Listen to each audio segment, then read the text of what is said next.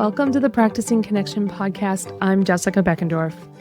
Our guests today are Mark Paolicelli, former Deputy Base Commander for Joint Base Meyer-Henderson Hall, and Dulce Carrillo, Supervisor of Community Partnerships and Engagement at Arlington Public Schools in Virginia. Dulce and Mark were part of an effort that began as a crisis from the base's perspective and ended in long-term understanding and partnership. Though they were neighbors, the base and Arlington schools had little interaction until a redistricting proposal threatened to move military kids from their usual school. We're excited to learn more about how this story unfolded, which resulted in improved support for military kids and raised regional awareness of their unique challenges. Hi, Mark and Dulce. Thank you so much for joining us on Practicing Connection. Hello, Jessica. It's great to be here. Yeah, thanks for having us, Jessica. Well, let's start by getting to know you both a little bit. Can you share a bit about your backgrounds and your connection to the base and Arlington schools? And maybe, Mark, I'll start with you on this. Sure. My name is Mark Paolicelli. As previously stated, I'm a retired lieutenant colonel in the United States Marine Corps. My last assignment before I retired in 2022, I was the Deputy Joint Base Commander for Joint Base Meyer-Henderson Hall.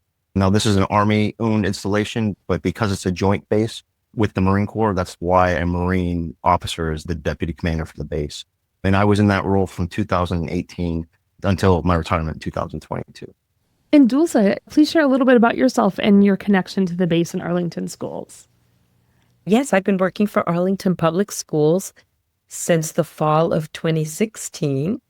I had been assigned by our then superintendent, Dr. Murphy, as a representative to the Military and Veterans Affairs Committee. So I was learning and getting to know members of that community, including Lieutenant Colonel Paolicelli.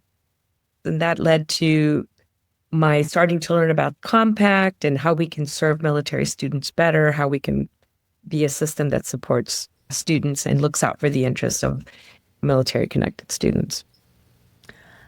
Awesome. Well, let's think about before the two of you were assigned to get involved. What was the relationship like between the base and Arlington schools before this redistricting proposal? And what concerns did the proposal raise? So how I would describe our relationship was we were neighbors. Literally, the headquarters for Arlington Public Schools is right outside our main gate, so we could walk there from our main gate. But we were neighbors that were, I'd say, friendly and cordial to each other, but we didn't know each other. We coexisted very closely, but we didn't really have a relationship, at least to my knowledge, because a lot of our kids that are enrolled in Arlington schools, really those families dealt with Arlington School District on their own. So the base leadership in the base really didn't have, any interactions with Arlington Public Schools. Yes, no, I totally agree. I think we were neighbors, but we were certainly not meeting on a regular basis or discussing issues that were pertinent to military-connected students. That said, the commander, Colonel Peoples, would come to our events. I really always enjoyed seeing her. She would be invited to administrative conference or certain events. I would see her at our whole child conferences. So that was something that I loved and I was interested in learning more about. But certainly at that time, we were not having meetings. No, just bumping into each other, basically. Yeah, no, I'll agree. And I'll follow up. You're right. There was events that we would invite each other to, whether like the base change of command or certain events that Arlington Public Schools would have that we would extend invitations to. But again, I don't think we had a really dedicated relationship where we were talking on a regular basis. And I don't think up until this point, the topic we're about to talk about, I don't think there was any things that came up for kind of forced us to have a conversation with each other, other than just being cordial and friendly with each other. Well, and I'd like to set the stage even a little bit further. Mark, you and I have talked in the past, and as I recall, there were not very many kids that were in school that were living on the base, but there was a presence of children because of a daycare. And I wonder if you could just explain a little bit about that dynamic, and how it contributed to the need to connect. Sure. Yeah. So Joint Base Meyer-Henderson Hall, the Army side of the base, previously known as Fort Myer, or the residents that live on that base are the Army's senior-most leaders and honestly, the military's senior-most leaders. So 5 out of the 8 Joint Chiefs of Staff live within our fence line. And so all the other top generals from the Army reside on the base. And so because of that, a lot of these are older and senior military officers. Most of them have kids that are grown, that have moved out, that are in college or whatnot. So the base children population was only about 30 kids that actually lived on the base. Aside from the residents, we have the largest daycare center in the Department of Defense.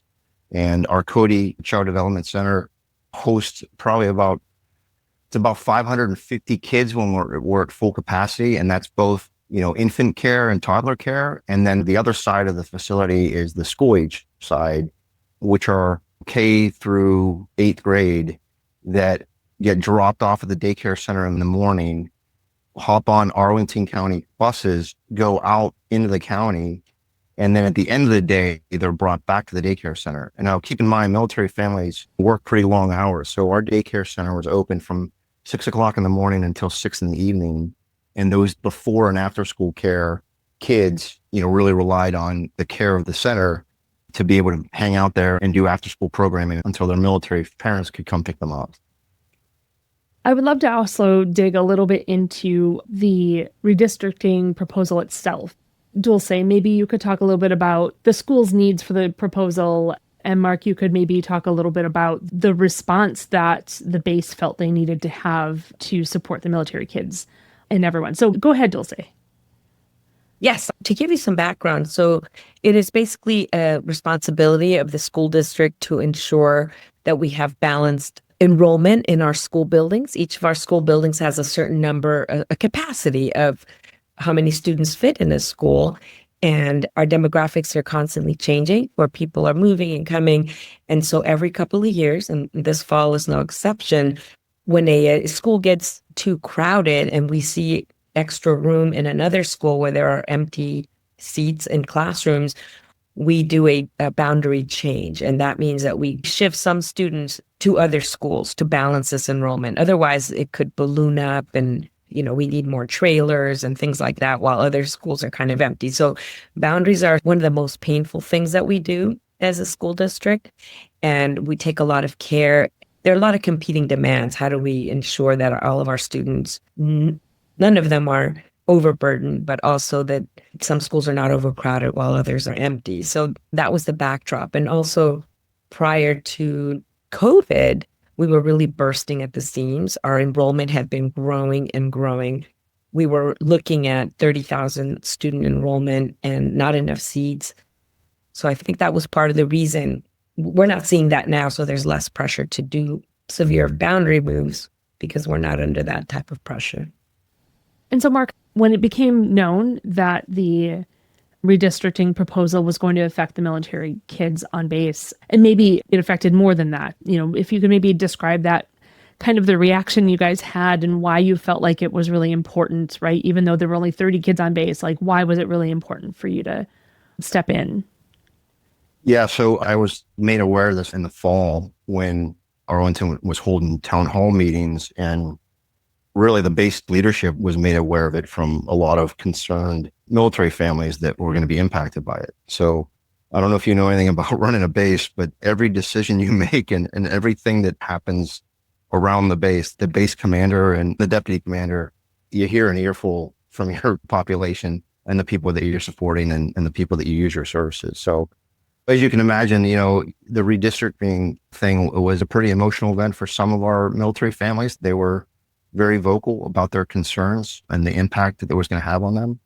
The unique thing with military families is these families are assigned to a location for 2 or 3 years, and then they pick up and they move again. So I think it's pretty well known that military kids are very resilient because they're always doing that. That's the lifestyle that they're used to.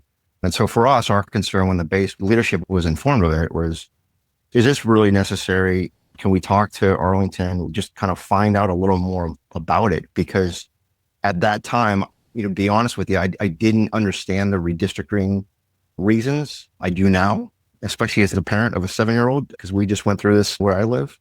So I fully understand it. And I completely understand why the county needs to do that in order to make sure that they're operating within capacity so that they don't have some schools that are busting at the seams. So anyways, the base commander, she was notified. And at the time, She was really concerned that we just needed to understand this. And she knew that it needed the base leadership involved. So she tasked me to be her point person on this, to dig into it, find out exactly what was going on, to understand the situation a little bit better so we could communicate back to our military families using the services on the base of, hey, this is what we're doing, or this is why Arlington is doing this, really to inform them so that they weren't just dealing with emotions, you know what I mean, or acting out on their emotions. And our standpoint from the beginning was just understand it and then see if this was concrete or if this was room for, maybe a compromise. But before we even got to that, we had to understand the issue and why Arlington was making that decision. It sounds like you were really looking for where are the gaps and how can we bridge them? And a lot of that kind of back and forth communication and helping everyone understand why a redistricting needed to happen is one of the ways you do that. Yeah, and we were very conscious too, right? We never go in, or at least Colonel Peoples, or now Major General Peoples, was a fantastic base commander and a great boss. She's a very compassionate leader. And so she didn't take the stand of, well, no, we're the military and we should be treated differently and special because we wear a uniform. She sincerely looked at it from, okay, let's understand this first. And then if there's room for compromise to alleviate these military families from having to pull their kids out of another school and go to a different school next year, is there room for compromise? And at the very least, make sure that Arlington County understands kind of the uniqueness of these military families. Because like I said, when we talked earlier that we're neighbors, there's a lot of people that I engage with from Arlington County that have lived in Arlington forever and have never stepped foot on the base. Mm-hmm. And I think a lot of these bases are really foreign to their neighbors because they never get access to the base. They never get to go on and see the services or the soldiers or the Marines. So it's kind of this foreign place that they know it's over there. They know it's guarded, but they don't understand it because they've never had the opportunity to, be on the base or engage with the base community kind of thing. So if I could just add one thing to what you're saying earlier, you mentioned that military kids, it's pretty well known that they can be very, very resilient. And I'll just say, as a former military kid, it was eons ago at this point, but it would have been extra hard to have had to midstream in the middle of that 2 years or 3 year stint to have had to switch again. It really would have been difficult. And so that said, I'm wondering, Dulce, how did the school district start to begin to understand the unique challenges that military kids face? I think it was through these conversations, and I totally agree that Colonel Peoples was an amazing, compassionate leader who really had very strong influence, but it was more soft and diplomatic influence. And of course, she sent Mark Paolicelli, who's a similar, very strong leader, but with a lot of curiosity and, willing to listen and dialogue before making demands, which, could have been worse, I think, had we sort of come to a standoff. But I think these conversations were important for all of us because we as a district also needed more understanding of the particular situation of military students. And we knew it at a certain level. We know students because we see them, they enroll and then they have to leave, or sometimes they don't, they enroll late in the summer or even sometimes mid-year. So it's not that we didn't know, but because we live in the Washington, D.C. metropolitan area, and we also have a lot of diplomatic kids who are different. They're not military, but they are also moving quite often. It's a very dynamic region. Military students having this burden seemed kind of like we have a bunch of students and we allow this group to say we can't move. What are we going to do with all of these other students who also have these needs? I think that was one of the things that we were hearing in terms of how much flexibility can we have and still balance the capacity at our different campuses. I just wanted to kind of echo what Colonel Paolicelli said about the base being a foreign place. I think you're totally right. I mean, we are neighbors, but personally, I thought that we were not allowed on base unless we were invited and escorted. It looks like a very secure place that unless you have an opportunity to create relationships and visit, it feels like it's out of bounds and you're not supposed to go there and don't try to go there. And, it's not for you. It's only for military. But that is the perception. Well, that actually, I think, is a beautiful segue into a burning question that I have. And that is, what were the main challenges in building this understanding? I mean, you guys have made it sound beautifully easy, but what were the challenges in building this understanding between the base and the school officials, and how were they overcome? It sounds difficult, but it was really just talking to each other, right? And understanding each other. One of the things with talking to the folks with Arlington at the time, I realized that when they were looking at their data for redistricting, they were looking at the 30 kids that lived on the base. And their proposal was, hey, we have to pick up your kids and bus them to their school anyways. So it doesn't matter. Is it really a big deal that we're going to bus them to a different school, right? They're not walking to school like other Arlington County residents. We have to come on the base and pick them up. So what's the big deal about, moving them to a different school?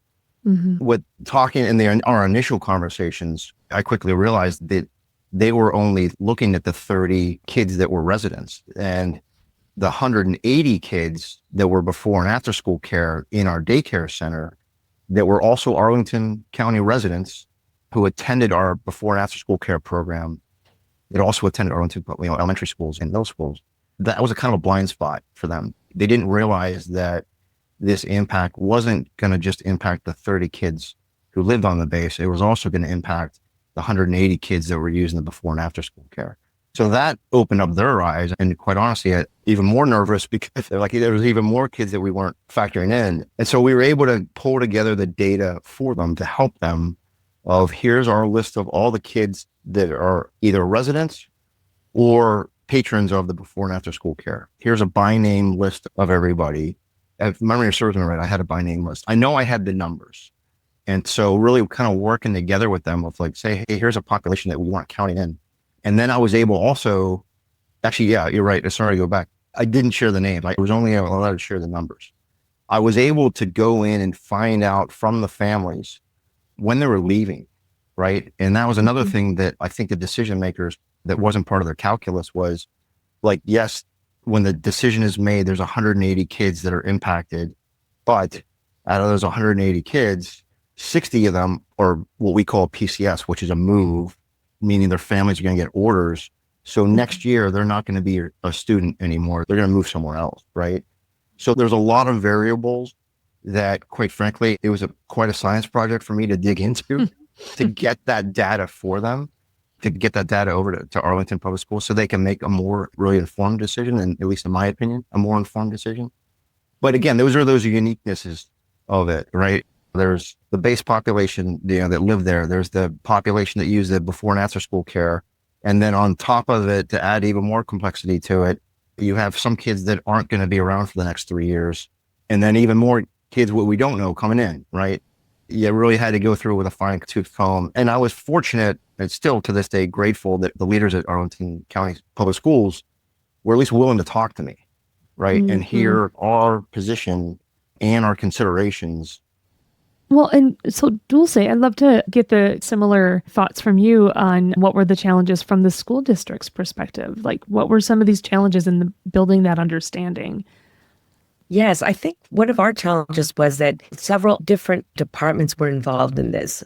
So we had one department called the Department of Planning and Evaluation, and they are the ones working on the data, working on, numbers, really trying to make everything work. But they're kind of blind to, my department, we're school and community relations. We've got the relationships. We have the more ability to meet with and build conversations. So planning evaluation is more policy. We can't break the policy. It's more black and white, if you want to say, because they're dealing with so many variables that they don't really want to hear. It'll throw off their models if we give them all these exceptions. So it's their job, to be responsible and to say, here, we're running all these models and we can't have all these exceptions to these models, or our plans won't work and our schools won't be well distributed. And then you throw in, we have our registration office, which is our welcome center. These were separate offices at the time where they have very strict registration rules. A person cannot register until they can prove that they have an Arlington address.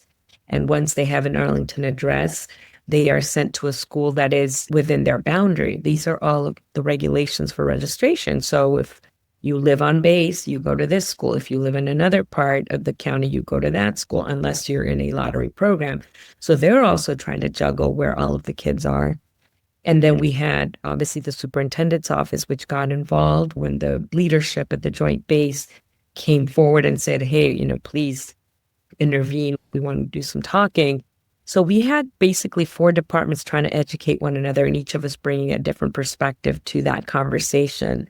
Some are saying, yes, we should make this exception, and others saying we can't. There's so many other exceptions. So it was a bit tricky also internally for us. And I don't know, Mark, the numbers were, but some of the arguments that, I was getting pushback on was saying, even though the kids attend the child care center, they're not necessarily Arlington residents, and we don't have any room to be accepting kids whose parents might be working at the Pentagon, say, but are actually not living in Arlington. They're not supposed to be registered at our schools at all. And so we had to really share, and your research helped a lot to say, here are the kids who do live in Arlington County who will be going to our schools, and we can make the exception to keep them in a community so they don't feel further disturbed from, the normalcy they're trying to create in their 2 or 3 year posting with us in Arlington. Yeah, Dulce, I remember that because this was an educational adventure for me as well, right? So when that came up, I was able to dig into our population and really dispel that rumor or that belief that no, if they're a student at Arlington Public Schools, per Arlington's policy, they are also an Arlington resident. So we were to dig into that because that was a question and a concern, understandably, from the school side was, do we have students in our schools that aren't Arlington County residents? And we were able to dig through that and validate that for you, that we are in compliance with the policy. Correct. We hadn't dug into that type of data. In fact, I, as a military liaison of sorts, I did not have access to numbers. I didn't know how many kids were at each of our schools because I was told for security reasons, they were not releasing that information. By Virginia policy, we ask every student when they start school, are you military connected or not? So we do have the data, but for security reasons, they told us we don't release that information. We don't want any of our schools targeted in case there are more military families in one than another. So I actually, for the first time, saw that information from you, Mark, and from the base, who willingly shared and said, we still don't publish it, but that helped us have that understanding of, wow, 5% of our students are military connected, and that is a significant number. Wow. It sounds like you guys had some things that really contributed to the success of this effort. And what I'm hearing right now is that there was a willingness to spend the time on it, right? Because conversations take a long time. And I'm hearing that there was also an openness to hearing what the needs were on both sides, and an openness to hearing about data that maybe you'd never seen before. And also there was a commitment on both of the leadership sides toward the effort, like a commitment to learning more and to doing more. Does that all feel true for you guys? Is there something else in your magic sauce of like what contributed to the success? I mean, really, it's just having the conversations, right? And I said it earlier, I was so grateful and am grateful that they didn't just say, hey, this is our decision, deal with it, see you later, right? And I think that you hit on it with the willingness and openness to at least engage in a conversation and then to understand it better, because I needed to understand the reasons of the decisions that were being made so I could communicate that back to our military families. And quite honestly, I resigned to the fact that if the decision was made that, hey, sorry, there will be no military family exception to policy and the kids have to move, I may not have agreed with the decision, but at least I could understand it and be able to communicate that back to the families, right? So that they had the facts and they understood the reasons why the decisions were made. So again, we had to understand this a little more because it was impacting our families. For the 3 years that they're assigned to our base or their children are patrons of our daycare center, if we can do something to help them and at least ensure stability for while they're assigned to our base, then we're going to do everything in our efforts to try to accomplish that, right? To try to support them in that effort. I would like to add, Mark, that I think it was precisely that attitude that came through, and the fact that, the compassionate leader in you and in Colonel Peoples made it a lot easier for our leadership to be compassionate and be as flexible as possible because we wanted to figure out. I think it makes it easier. We get demands from all sides, and sometimes the demands are people who are not listening. They want to share their needs, but are not listening to our situation and vice versa. And I think that this situation was not like that. And I'm going to credit you, not only because we're on this call, but that the type of leadership where you were willing to listen, understand, and accept the outcome, and yet advocate so strongly and with evidence and with research and through conversation one-on-one, I think really helped. Not every leader may have been able to get through that way, because I think that does matter. Being a great listener, being understanding, not only sharing your needs, but listening to understand others' needs as well. I'm greatly flattered by your comments. Don't say thank you. And I will say during our conversations, we also recognize that we have a lot in common, because the decisions that Arlington County Public Schools are making are very similar to the decisions the base commander makes, right? About what's best for your community. And then you have to stand in the town hall and justify yourself of everything, of every decision you're making. So I think we found that in common ground with Arlington, because we get it. I've been there too, right? You make a decision, and then you got a lot of concerned folks that are saying, why did you come to that decision? Well, what about this? Or have you considered X, Y, and Z? And that's being a leader, serving a community, you have to be able to articulate that. But I'm not going to lie, it can be frustrating at times, only because it's unique. It's a unique command, because, people think of the military and they think, okay, the commander makes a decision and nobody questions it and everybody executes. Being a base commander and a community leader, it's very different, right? And it's not that it's a burden to explain yourself of why, but you have to be able to understand the needs of your community. And when you make decisions, be empathetic and have that in mind, but also communicate that of why the decisions are being made. So yeah, that was common ground that I think that we had with the leadership of the school district.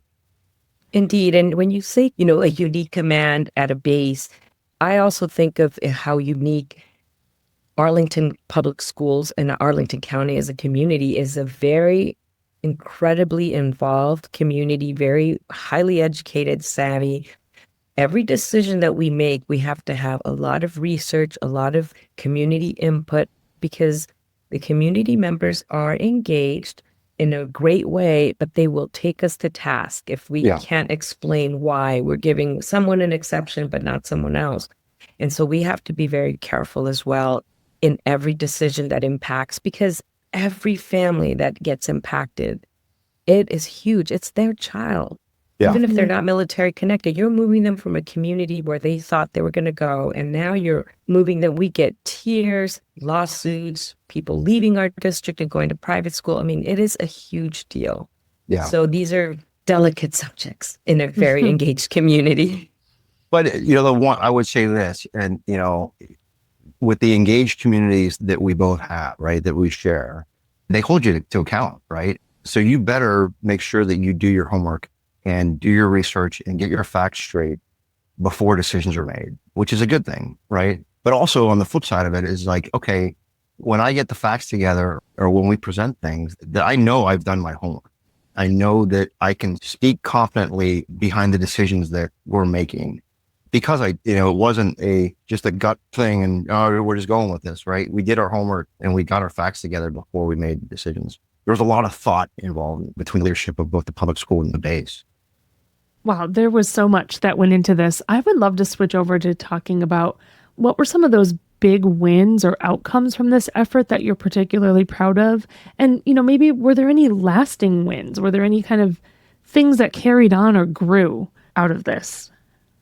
I think from my perspective, the big win was that Arlington Public Schools and the leadership there aren't just our neighbor in passing. That there's actually a relationship built on trust and transparency. When I left, I know the base commander was still continuing to engage and meet with the Arlington superintendent, at least on a quarterly basis. With Dulce and I think that a friendship has formed. We started off not really knowing each other, except for when we were at the Arlington County's Military and Veterans Affairs Committee. But that relationship, I think, started with this incident or crisis. Mhm. Because of that, a strong relationship was formed and has maintained since then. And a friendship. I consider Dulce a friend. A friendship partnership was formed throughout this whole thing. Thank you, Mark. I want to echo that. I think the big wins were not only did we genuinely understand one another's needs better, I think the lasting wins are that, as you mentioned, there are quarterly meetings between the superintendent and the commander, and we're now on to our third commander where we're going to be launching those this fall. And there we have an opportunity to, before crises occur, that we have these relationships and we bring the commander to a different school at least twice a year to see and to speak with military connected students, to tell them how was their transition, what are their needs. So it's really become a learning tool for us. And our superintendent, our new superintendent, because we did switch, Dr. Francisco Duran, he is very big on Purple Star program. And this is a Virginia Department of Education program where a school can be designated Purple Star, meaning that they understand the needs and support military connected students. And that is a program that we've been working very hard to engage in. That's a lasting win. I think we're now up to 16 schools, almost half of our schools that have applied and were awarded Purple Star status. And our goal is to have 100% of our schools go through that. What does that include? That is an investment in training our staff members about military connected students, particular circumstances, having programs that when a student comes in, the school counselors are made aware so that they already have students willing to have lunch with that student, show them around the school, tell them what clubs and activities are available so that they don't come in and have to eat lunch alone or wait. It's very hard when you're a child to make new friends. So we're proud of our Purple Star program, our quarterly meetings, and our genuinely increased understanding and awareness among our staff. And, celebrating Month of the Military Child in April, having proclamation about military students. So we've taken a lot of steps that are lasting wins that are going to, when I'm gone, those things will continue. Did a lot of that actually come out of this initial redistricting proposal and all of these conversations? They happened afterward. I can't say they were a direct result, but I would say, yes, when you grow closer to a community, you build that trust, you're both transparent, you have goodwill, which I believe was there on both sides. That really opens up a lot of possibilities. We are looking for ways that we can serve and support, and we're eager to do so because it didn't leave a bitter aftertaste. It wasn't a type of fight where we felt we were pushed into something that we really didn't want to do or vice versa. I think, again, I'm going to go back to investing in those conversations and to learning about one another really set up some goodwill. Yeah, I think, Dulce, you had, I think, 2 Purple Star schools when I started my tenure at the base in 2018, and now you're up to, you said 16? I have to count them, and I'll let you know, but it's about 16. We had one, Mark, to be honest, one. One, okay, I thought it was 2. Wow. Okay, wow. And then the other thing too, Jessica, I'll say that because we had a relationship with the staff with Arlington, it goes both ways, right? So anytime they had issues, like for example, at the beginning of the school year, when their bus drivers are having a difficult time getting through the gate because they have to go through the search lane and the bus drivers have to get vetted. I mean, that's something that we could help them with so that the bus drivers can make their routes on time, get their bus drivers' names. We can give them trusted traveler permission after a background check, so that they're able to make their routes on time, right? But we didn't know that was an issue. Well, looking back then, what lessons from this partnership would you share with others who are working to build similar relationships between, it doesn't have to be military based, but at least like military population and schools? What lessons would you have to share with people who are looking to develop similar relationships? I would say some lessons learned are one, don't make assumptions. Make the time to listen to all of your families and constituencies that come to the school district. Be willing and open to learn. And in this case, we learned so much. So there's probably other communities and needs that we might not understand because we haven't yet had the opportunity to do so. Also, I think meeting quarterly is important. because you want to have those relationships. So when things do flare up, you already have a direct call of somebody you know and trust that you can have a conversation with and solve the situation a lot faster than if you're trying to figure out who to call. So I would say that. And what keeps us motivated is that we are a school system that pride ourselves in serving every student where they are and, from their own needs and assets. And military students are no exception. I think they are one of our populations, like several others, where there are unique needs. And we want to make sure that we're ensuring stability for our students and serving them in a way that meets their needs. Yeah, just a quick note. It's like one of the things I'm hearing in what you're saying, Dulce, is something that we've said a lot on this podcast, and that's work on setting up and cultivating the relationships before you need them. Yeah, Jessica, I agree. I mean, we have a saying that in a time of crisis is not the time to figure out who your counterparts are, right? Yes, exactly. And the only thing I would add, I think I agree 1,000% of what Dulce said, that those relationships, establishing them and maintaining them are extremely important, because really you have to know, the other side, right? And I think that there's a perception on the military side that it's our way and that's it, right? So if there's any base commanders out there listening to this, I would say, even though there's a fence line that separates you from your community, really that fence line is irrelevant. You have to engage with your community leaders, both, at the city or county level, definitely with your school districts and the military community, what services they're using from the county. I look at the difference between the military community and the civilian community. Really, that fence line should not exist. So if that means you got to go out of your comfort zone and go introduce yourself with your counterparts outside of your base, then you need to do that. And if it's not you as the base commander, then have your deputy or your sergeant major or one of your senior leaders do that to be your point person. A lot of bases have school liaisons, but as a commander, I would say you need to join them once in a while and show that an interest that you care, because it's going to impact your community on the base. And then the final thing I would say is open up your base to them. There's a lot of people that think it's behind this fortress that they don't know what's going on there. So level the knowledge gap by inviting the community leaders onto your base, host them, show them around, and there's your entry. You need to cultivate that.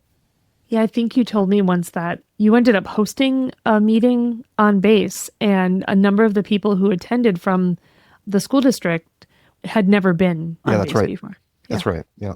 When we first started meeting with Dr. Duran, the base leaders came to his office for our first couple of meetings, and then we hosted him onto the base with his staff. We took them to the child care daycare center and showed them around, and then also showed them around where the residents were, and then hosted him for a meeting and I believe lunch on the base. And yeah, that was a little surprising to me, where people who've lived in Arlington County for decades have never been on the base before. They were never provided that opportunity. So this is where I go back to the base leadership, and any base leaders out there listening, you need to recognize that and understand that there are your counterparts in your community who could be just like that they've never stepped foot on your base. So they don't know what you do. They don't know your population. They don't understand it. And it's your responsibility to break down those barriers and establish those relationships, and at least to build awareness, right? Mm-hmm.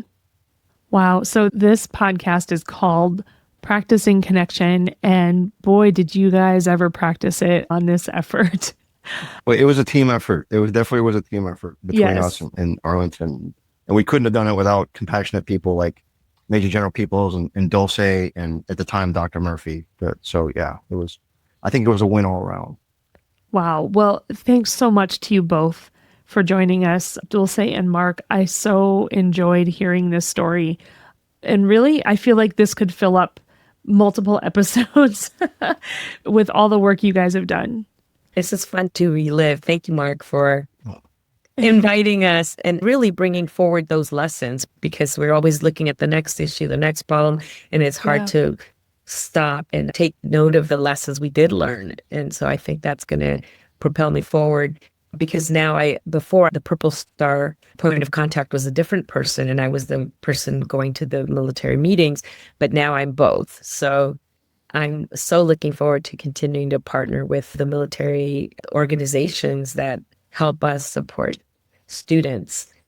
And even with military people themselves, I think we have a couple of schools where we bring in young military officers to support athletics and things at our schools. I hope that we can expand on that to build even deeper relations between us.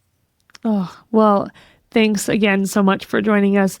Dulce Carrillo is Supervisor of Community Partnerships and Engagement at Arlington Public Schools in Virginia, and Mark Paolicelli is former Deputy Base Commander for Joint Base Meyer-Henderson Hall.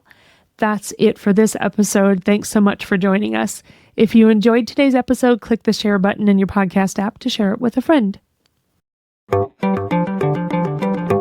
The Practicing Connection podcast is a production of OneOp and is supported by the National Institute of Food and Agriculture, U.S. Department of Agriculture, and the Office of Military Family Readiness Policy, U.S. Department of Defense, under award number 2023-48770-41333.